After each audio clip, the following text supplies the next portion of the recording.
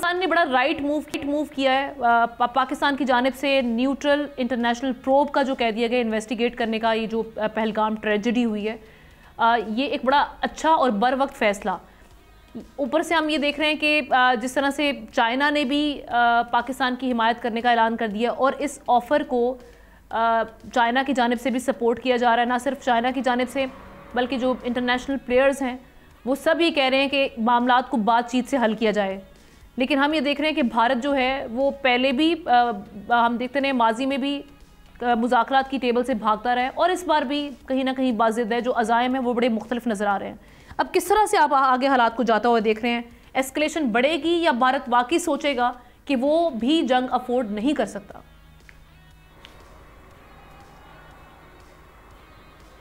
जी बिस्मिल्लाहिर्रहमानिर्रहीम। जहाँ तक इस बात का ताल्लुक है हालात किस तरफ जा रहे हैं, तो सिचुएशन इवॉल्विंग है, इसमें कोई दो राय नहीं है। पिछले 4 रोज़ से जिस तरह एक जंगी जुनून का मुजाहरा इंडियंस ने किया है, स्पेशली उनकी जो पॉलिटिकल क़ियादत है और लेड बाय मोदी, तो मैं समझता हूँ कि सिचुएशन इवॉल्विंग ज़रूर है कि जिसमें कुछ भी हो सकता है। लेकिन एट द सेम टाइम मैं पीछे अगर जाऊँ तो सन 2001 में पार्लियामेंट पे जब खुद साख्ता एक फॉल्स फ्लैग ऑपरेशन हुआ था, तो हमारी eyeball to eyeball हम 1.5 साल बैठे थे 2002-2003 में इंटरनेशनल बॉर्डर के अगेंस्ट, और फिर 2007 में जब समझौता एक्सप्रेस वाला इंसिडेंट हुआ था तो 2008 में भी एस्केलेशन हुई थी, लेकिन हमारा जो मेन हमारा इंटरनेशनल बॉर्डर है वो नहीं खुला था। हाँ, ये ज़रूर है कि लाइन ऑफ कंट्रोल के ऊपर कुछ हो सकता है।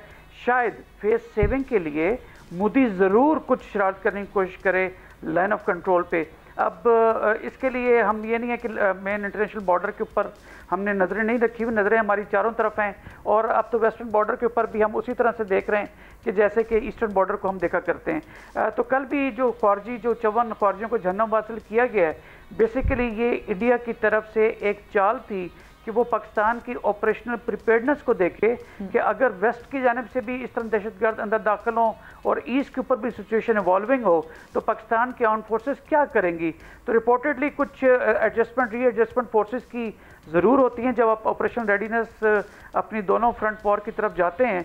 तो इंडिया ने एक टेस्टर फेंका कि जिसमें उनके 54 जो स्पॉन्सर्ड और फंडेड जो ये ख्वारजी थे उनको जहन्नम हासिल किया गया है। तो ये ऑपरेशन प्रिपेयर्डनेस पाकिस्तान की दिखाती है। मजीद ये कि 2004 से लेके अब 2025 तक यानी 21 साल का पाकिस्तान का तजुर्बा है कि वो जो लो इंटेंसिटी कॉन्फ्लिक्ट है वॉर एंड टेरर के हिसाब से, तो वो हम उसमें बेहतरीन महारत रखते हैं। तो मैं समझता हूँ कि अगर कोई फ्रंट खुला भी तो लाइन ऑफ कंट्रोल पे होगा कि जहाँ के वैसी टरेन है कि जैसे KPK में या for that matter dry mountains है बलोचिस्तान के अंदर, तो अगर कोई एडवेंचर हुआ तो Pakistan armed forces line of control के अगेंस्ट, उसके वीज़ावी उसी तरह साउथ में जो मेन इंटरनेशनल बॉर्डर है वो, और जो बॉर्डर हमारा अफगानिस्तान के साथ लगता है, इसके लिए पूरी तरह हम वक्त तैयार हैं।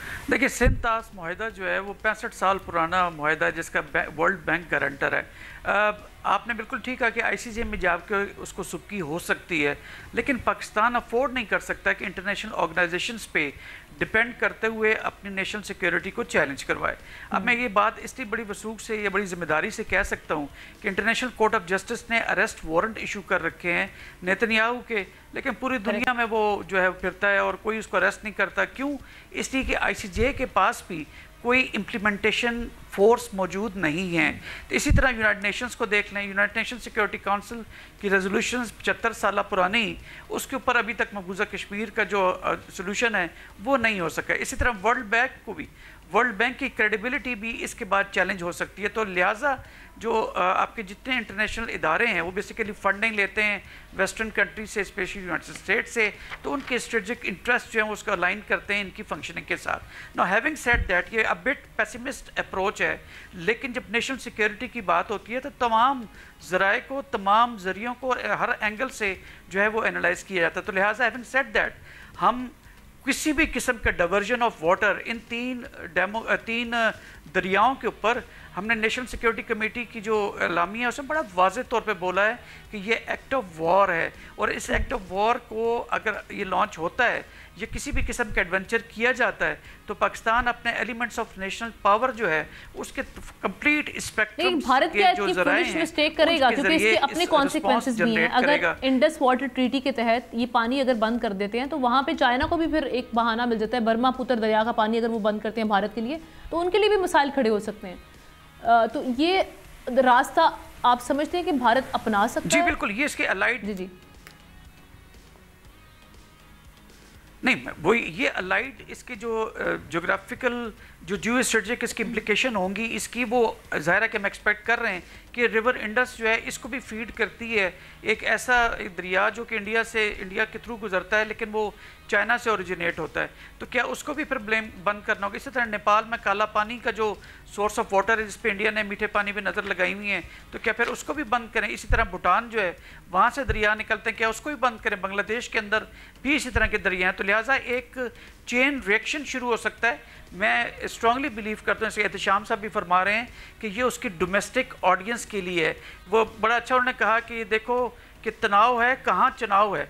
तो इंडिया की जब भी इलेक्शन कैंपेन होती है तो उसका प्राइमरी स्लोगन जो है वो पाकिस्तान एंटी स्लोगन जो है, एंटी पाकिस्तान स्लोगन जो है उस पर पिवट कर रहा होता है। अभी बिहार के इलेक्शंस आपके अक्टूबर सितंबर में होने वाले हैं, तो उसके ये चेन रिएक्शन है। उसमें भी आप बात कर रहे हैं मीठे पानी की जो आप बात कर रहे हैं, किस्म का हिस्टेरिया उसने जनरेट किया है। तो इंस्टेड ऑफ जाके उनसे मिले वो सीधे बिहार गया था। सब्सक्राइब करें और बेल दबाएं ताकि कोई खबर रह न जाए।